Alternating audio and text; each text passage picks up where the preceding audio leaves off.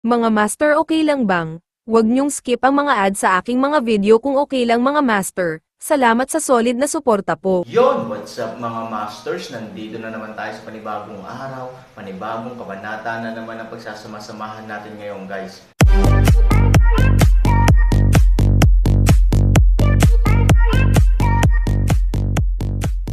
Bali mga masters, kung bago ka pa lang po sa aking YouTube channel, please click the subscribe button, lalong-lalo na po yung notification bell guys, para maging connected pa rin tayo sa isa't isa at maging updated kayo sa mga susunod ko pang video. Bali mga masters, bago natin umpisahan ng kwento ay mag-shoutout po muna tayo para sa mga solid nating tagapakinig. Shoutout kay Robert Tolentino. Shoutout kay Robert Dinoy. Yun na nga mga masters, no? Bali hindi na ito patagalin. In 3, 2, 1, let's go! Walang kapangyarihan, nakakahiya, galit, panghihinayang. Sa isang iglap, nag-intertwined ang lahat ng emosyon. Gustong-gustong sampelan ni Angelica ang sarili niya dito. Sa pagbabalik tanaw sa buong proseso, naiintindihan na niya ito ngayon. Natalo siya, ngunit ang kanyang pagkatalo ay malayo sa karaniwan. Ang iba ay maaaring mas mababa sa iba, o maaaring nagkamali sila sa ilang mga detalye. Pero paano naman siya? Parang wala naman siyang ginawa. Pero kung iisipin ko, parang paulit-ulit kong ginawa ang lahat. Dahil, habang diretsyong sinabi niya ang kanyang mga sikreto sa iba, tinuruan din niya ang iba tungkol sa kanyang kasiyahan sa mga ninuno, paanong hindi ito magpapadepress ng mga tao, paanong hindi ito magpapabaliw sa mga tao. Naramdaman niya na kahit gusto niyang umiyak ngayon, natatakot ako na hindi niya magawang umiyak. Gusto mo pa bang lumaban? Tiningnan siya ni Han Sanchen ng masama, kung tutuusin, baliw ka ngayon lang. Lumaban. Ang kapangyarihan ng buong lungsod ay talagang hindi imposible, pagkatapos ng lahat, ang pagkawala ng mga tropa ay hindi malaki sa buong proseso. Pero si Angelica ay wala sa mood ngayon, halos nasa state of disintegration na siya, at malapit nang mag-collapse ang kanyang emosyon. Gayunpaman, lumaban ka man o hindi, kailangan mong mamatay ang lahat. Anong mga kwalipikasyon ang mayroon para sa mga taong nakagawa ng maraming masasamang bagay upang mabuhay sa mundo? Sa sandaling lumabas ang mga salitang ito, hindi gaanong naging reaksyon si Angelica, ngunit sumabog ang daan-daang executive sa audience. Nang makitang tila natalo si Angelica, at wala man lang pagtutol, tuluyan ding bumagsak ang grupong ito ng mga executive.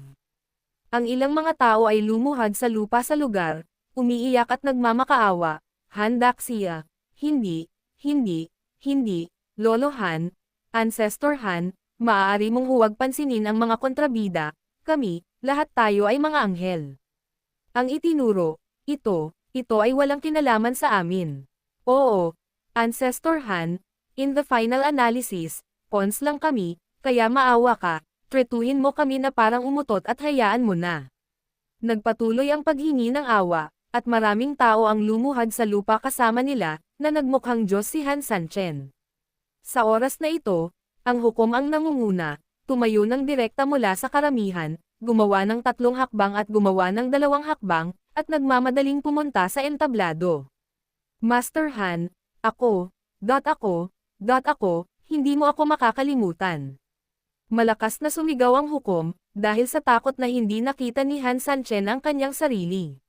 Si Dang Wei ay orihinal na mababa ang kalooban, ngunit nang makita niyang mauunang tumakbo ang huwes, hindi niya maiwasang magalit. Judge, anong ginagawa mo? I have always trusted you the most. Kahit nagkamali ka noon, hindi kita hinabol. Pero, ikaw ang unang humingi ng awa sa isang kisap mata. I ask you, are you worthy of me, you bastard? Baka sa mukha ng hukom ang kahihiyan, ngunit mabilis siyang bumalik sa normal. Panginoon ng lungsod, ang puno ay nahulog at ang puno ay nahulog, hindi mo dapat maunawaan ang katotohanan ito, tama. Ayoko ring ipagkanuluka, ngunit lahat ay nagsisikap lamang na mabuhay. Don't tell me, gusto mo bang samahan kita mamatay? Nanlamig ang mukha ni Angelica, ikaw. Masayang tumingin si Han Sanchen sa judge sa oras na ito, at agad siyang binati ng judge na nakangiti. Judge, tama ba? Oo. Maliit lang. Siyempre naaalala kita. Pagkatapos magsalita ni Han Sanchen, itinaas niya ang kanyang mga mata at mahinang uminom sa mga tao. Taos puso itong pinagsisihan ng hukom, at talagang napatunayan niya ito sa kanyang mga aksyon. So, kahit guilty ka, you can correct it if you know it is wrong, and I don't have to accept it. Pero yung iba, bagamat taos puso ang mga pakiusap mo, mapapatawad kita. Ngunit ang mga babaeng kinuha mo ay maaaring hindi mapatawad. Nang bumagsak ang mga salita, malamig niyang winalis ang lahat, at biglang natakot ang karamihan hanggang sa pinagpapawisan at namumutla. Ang titig ng lalaking ito ay parang pag-asa ng kamatayan. Gayunpaman, sa sandaling ito, ang ilang tao ay nagtinginan ng pribado, at sa sumunod na segundo, sama-sama silang tumayo at tumakbo patungo kay Han Sanchen. Nang iangat ni Angelica ang kanyang mga mata para tingnan ang mga taong ito ay tuluyan na siyang nalagutan ng hininga. Storytelling channel sa YouTube. Ang mga taong ito ay walang iba kundi isang grupo ng mga executive sa Demon Castle. Hindi ko masasabi kung gaano karaming mga lihim ang alam ng mga taong ito, ngunit ang mga taong ito ay karaniwang mayroong lahat mula sa pinakamataas na antas hanggang sa pinakamababang antas. Ito ay isang sariling sistema. Ikaw. Nang makita ito, halos hindi na huminga si Angelica, nagmamadaling sumigaw, at biglang inatake ng galit ang puso niya na halos malagutan ng hininga. Panginoon ng lungsod, ayaw naming mamatay ang mga tinatawag na ibon para sa pagkain at ang mga tao ay mamatay para sa kayamanan. Oo, sinundan ka namin sa loob ng maraming taon, at naging anak kami sa maraming aso at kabayo. Ngunit ngayon ay hindi mo kami mapapanatili, kaya't maaari lamang kaming makahanap ng isang paraan upang mapanatiling ligtas ang aming sarili. Bagamat may ilang tao na nagsorry at nagpakita ng guilt sa kanilang mga mukha, talagang binabati nila ang mga ninuno ng pamilya Angelica mula sa kaibuturan ng kanilang mga puso. Walang ibang dahilan, pipigilan niya ang mga ito na ligawan si Han Sanchen. Kung ayaw nilang mag-iwan ng masamang impresyon sa kanya ay diretsyong sinipa na nila si Angelica. Lolo, hindi, ninuno, lagi naming hinahangaan ang iyong prestihiyo, ngunit alam mo rin na maraming beses na hindi mapigilan ng taong ito ang kanyang sarili sa arena. Mula nang malaman namin na pumunta ka sa amin, gusto naming sumuko sa dilim at maliwanag, ngunit walang magandang pagkakataon. Now this dog thief Angelica is finally subdued. I wait, and finally I have a good opportunity. Nang marinig ang mga taos-pusong salita ng grupong ito ng mga tao, hindi mapigilan ni Han Sanchen na matawa. Hindi niya alam kung gaano kalakas ang grupong ito ng mga tao, pero kung pag-uusapan lang nila ang kanilang kakayahan, siguradong magiging pangalawa sila, at walang maglalakas loob na magsabi. Ayoko nang magsabi ng kalokohan. Kung gusto mong maging sincere, ilabas mo. Small Duty Patrol Team, intindihin mo ang direksyon at deployment ng patrol force. Lord, hindi ka nagmamadali, although hindi ko alam kung saan nakakulong ang mga babae, pero basta tingnan mo lang ang deployment ng patrol force, you can find out some clues, and please give me a chance to let me work for you. Isang tao ang yumoko at same time na sinabi. Tumango si Han Sanchen bilang kasiyahan. May sense naman ang sinabi niya. Okay, iligtas mo ang sarili mo sa kamatayan. Guro, ang nasasakupan na ito ay ang ministry ng paggawa, kahit na hindi ko alam kung saan nakakulong ang babae, o kung paano nakadeploy ang mga nagpapatrolyang gwardya, ngunit sa malaking Heavenly Demon Castle na ito, maging ito man ay lahat ng uri ng mga kandado o organo, lahat ay ginawa ng Ministry of Industry. Kung interesado ka, maaari kong ipadala ang lahat ng uri ng mga elite, kung kailan ito masisira ang organ, kailan ito masisira, kung kailan ito masisira. Nakikita ng ilang tao na ang una ay matagumpay, na natural na katumbas ng pag-asa na nasa harap mismo ng kanilang mga mata, at nagmamadaling itaguyod ang kanilang sarili. Tumango pa rin si Han Sanchen, okay, iwasan ang kamatayan. Dalawang magkasunod na tao ang naligtas mula sa kamatayan, at ang mga tao sa likod nila ay lalong nabaliw. Nagpupumiglas kayo at nagpupumiglas sa isa't isa, sa takot na kapag nahuli ka ng kalahating segundo, baka hindi mo makuha ang pagkakataong ito. Master, taga-food department po ako. Gustong kumain ng taong ito. I can check the relevant records para makita kung saan iba ang supply ng pagkain sa araw-araw. I can also set a specific location. If I cooperate with the work department and the patrol department, di ba? Madali lang ba? Master, ako, taga-Department of Construction ako. Nasasabi ko kung paano makarating doon na maraming sikretong daanan. Dalhin mo ako ang iyong buhay na mapa. Ang isang grupo ng mga tao ay desperadong sumigaw, sa takot na may nawawala. Ikanaway ni Han Sanchen ang kanyang kamay, okay, narinig ko. Maaari mong iligtas ang iyong sarili mula sa kamatayan, nga pala, ano ang ginagawa mo? Diretso ang tingin niya sa huling tao. Matagal na niyang pinapansin ang taong ito. Mula sa simula hanggang sa huli ay parang napaka-positibo niya, ngunit sa tuwing nagsasalita siya, nagdadalawang isip siya. Hanggang ngayon ay tapos na ang lahat magsalita, pero namula pa rin siya at hindi sinabi kung bakit. Galit na galit si Angelica. Nakikita ang matataas na antas na mga executive na ito na nagtataksil sa kanilang sarili sa ganoong kataas-taas na paraan, hindi sila maaaring magalit ng mahabang panahon. Sinamantala ni Angelica ang pagkakataong ito, galing siya sa Ministry of Rights. Walang silbi, pero hindi naman inutil. Kung tutuusin, kung pagod ka sa paglalakad o kung anuman, pwede siyang mag-ayos ng ilang katulong na kurutin ang iyong mga paa o kuskusin ang iyong mga binti.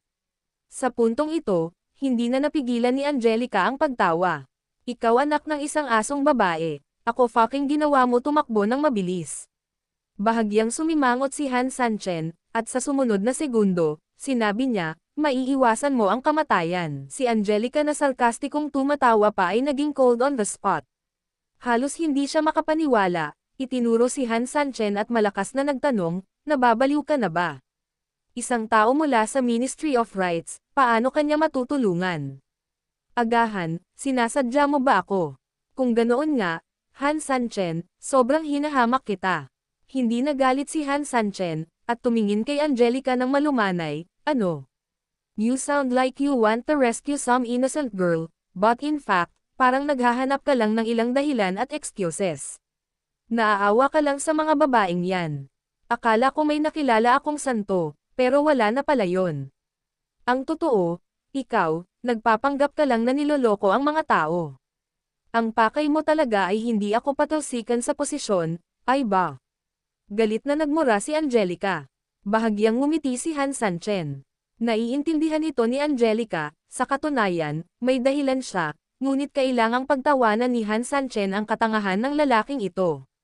Ang mga tao ba mula sa Ministry of Rights ay kapaki-pakinabang? Sa totoo lang, hindi talaga gumagana. Ngunit sa madiskarteng paraan, siya ay kapaki-pakinabang. Ang lahat ng kanyang ginawa, sa katunayan, ay may mas malalim na layunin, hindi lamang upang iligtas ang mga tao. Ang aspetong ito ay kailangang alagaan, kundi pati na rin ang pangkalahatang sitwasyon. Kailangan niyang ipaalam sa lahat na narito na hanggat handa silang magbago, may pagkakataon silang mabuhay. Kakagete ng mga kuneho ang mga tao kapag nagmamadali sila, hindi banggitin na ang mga gang na ito ay orihinal na mga bisyo. Ang kanyang layunin ay palaging iligtas ang mga tao, kaya hanggang sa ang isang tao ay naligtas, ang ibang mga bagay ay hindi gaanong mahalaga. Kahit na tama ka, ano? Tumawa si Han Sanchen. Nagmamadali si Angelica, ngunit walang masabi. Matapos ang mahabang panahon na pag-iisip, nang magsasalita na sana siya ay may hamarang muna sa kanyang bibig mula sa grupo ng mga rebelde. Tumahimik ka, anong silbi ng pag-uusapan ng mga walang kwentang bagay? Kahit siya talaga ang sinabi mo, ano? Sa amin, kung sino man ang may-ari ng lungsod ay ganoon din naman talaga. Sa amin naman, nagtatrabaho na lang ulit sa ibang tao. Oo, Angelica, pasado ka, tumahimik ka. Natigilan si Angelica, itong mga ito, ngayong nagtaksil na sila, hindi man lang siya binigyan ng pagkakataong magsalita. Depende. Mahinang ngumisi si Han Sanchen, pagkatapos ay tumingin sa karamihan. Bahagyang nakataas ang kanang kamay. Lahat, ang bilang ng mga lugar ay medyo limitado, at kailangan mong sumuko ng mabilis. Pagkahulog ng mga salita, lahat ng tao sa bulwagan ay tumingin sa akin, tumingin ako sa iyo, at medyo natulala saglit. Nakahinga ng maluwag si Angelica. Kung tutuusin, subordinate pa rin niya. Bagaman mayroon talagang ilang traidor dito, individual din sila, at karamihan sa kanila ay nasa kanyang panig. Sa pag-iisip nito, mas gamaan ang pakiramdam ni Angelica.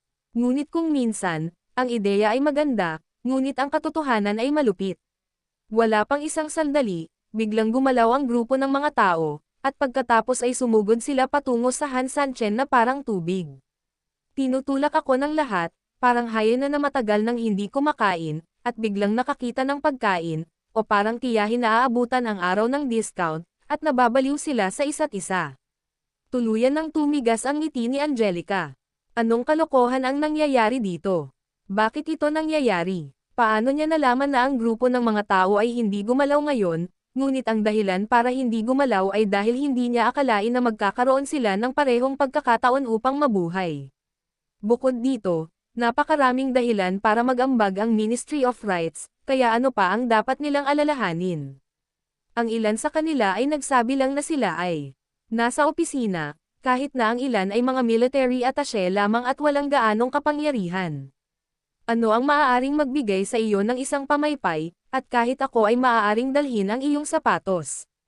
Anyway, lahat ng tao may ideya, kahit anong dahilan o palusot, basta naiisip nila, masasabi nila. Lahat ay may ideya, basta't hindi sila nahihiya, iba ang nahihiya. Ang buhay ay mahalaga, maliban doon, walang ibang mahalaga. Ang buong eksena ay maingay, nakita ni Hansanchen na halos pareho ang sitwasyon, muling itinaas ang kanyang kanang kamay, at muling natahimik ang mga manunood. Kung handa kang tulungan ako, mapapatawad ka, hindi mo na kailangang sabihin. Gayunpaman, hindi ko alam kung sincero ka, kaya daruan na lang natin si Angelica, kahit naniniwala ako sa iyong pagsuko.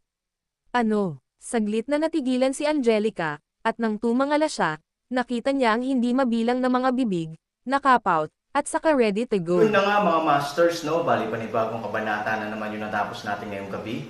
Muli, maraming salamat po talaga sa walang sawang suporta po sa aking YouTube channel na talagang inaabangan nyo po ang bawat upload ko po. Bali mga masters, magkita-kita ulit po tayo bukas ng gabi at ngayon po ay magpapaalam po muna tayo. Bali mga masters, bye-bye!